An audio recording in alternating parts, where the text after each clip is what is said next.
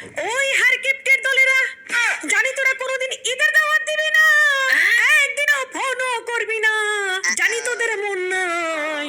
আয় আয়, আমি তোদের দাওয়াত দিলাম। ঈদের দিন তোরা সবাই আমার বাড়িতে এসে লাচ্চা সেমাই থেকে শুরু করে ঘুগনি থেকে শুরু করে যা মন চায় খাবি। আমি তোর মতো হারকিপ্টে না, তোদের অগ্রিমীদের শুভেচ্ছা জানাই। তাই তোরা কেউ যেন ঈদের দিন মিস করিস না।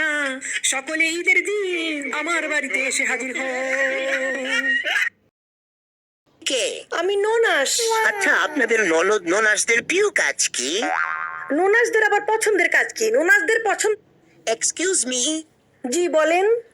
আপনি কে? আমি ননাস। আচ্ছা, আপনাদের ননদ ননাসদের প্রিয় কাজ কি?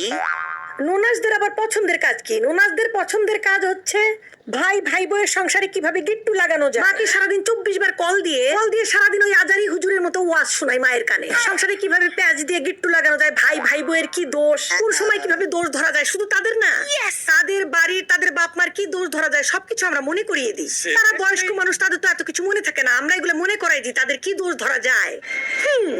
কেন আপনারা এগুলো করে বেড়ান কেন? আপনাদের নিজেদের সংসার স্বামী সন্তান নিয়ে থাকতে পারেন না? আরে না, এগুলো আমাদের মেইন কাজ। এগুলো না করলে পেটের ভাত হজম হয় না, হাগা মাথায় আটকে থাকে।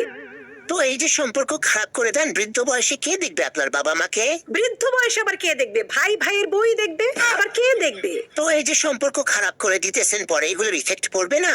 না দেখলে তখনও দোষ, না দেখলে ওইটাও দোষ। বলমু দেখোস না কে, তখন আরেক দোষ বাইর করমু, সমস্যা নাই তো। মানে কোনো মানে সমস্যা নাই। গিট্টু লাগায় প্যাঁচ লাগায় সম্পর্ক নষ্ট করে দিবেন, আবার না দেখলেও দোষ? হ্যাঁ, তাদের সব দিকেই দোষ। দোষ না ধরলে পেটের ভাতই হজম হয় না, আর হজম না হলে কি আর শান্তি পাওয়া যায়?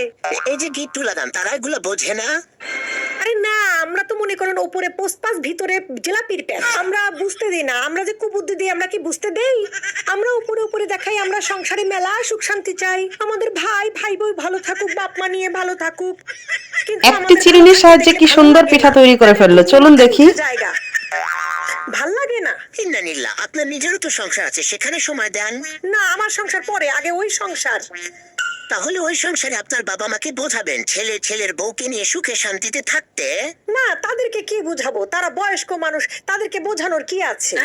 তাদেরকে আমরা যা বলবো তাই। তাহলে বাবা মাকে ভালোটা বোঝান, সুখে শান্তিতে থাকতে, উল্টাটা বোঝান কেন? এগুলার কি দরকার? না, এগুলো না করতে পারলে ভালো লাগে না, এগুলো না করতে পারলে অশান্তি লাগে, হাগা আটকে থাকে, পেটের ভাত হজম হয় না, পেটের কিডনি মাথায় উঠে যায়। আমরা এগুলো করবোই।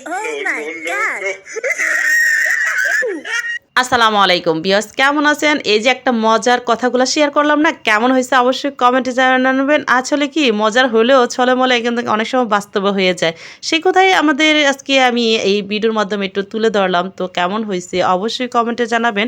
আমরা সচরাচর চাই যে সবাই মিলেমিশে থাকুক, এটাই আমাদের কথা। মূল কথা হয়েছে সবাই হাসি খুশি থাকুক, সবাই মিলেমিশে থাকুক, এটা নিয়ে কেউ নেগেটিভ ধরবেন না, এটা জাস্ট মজা করলাম। সবাই ভালো থাকবেন, সুস্থ থাকবেন, আল্লাহ হাফেজ।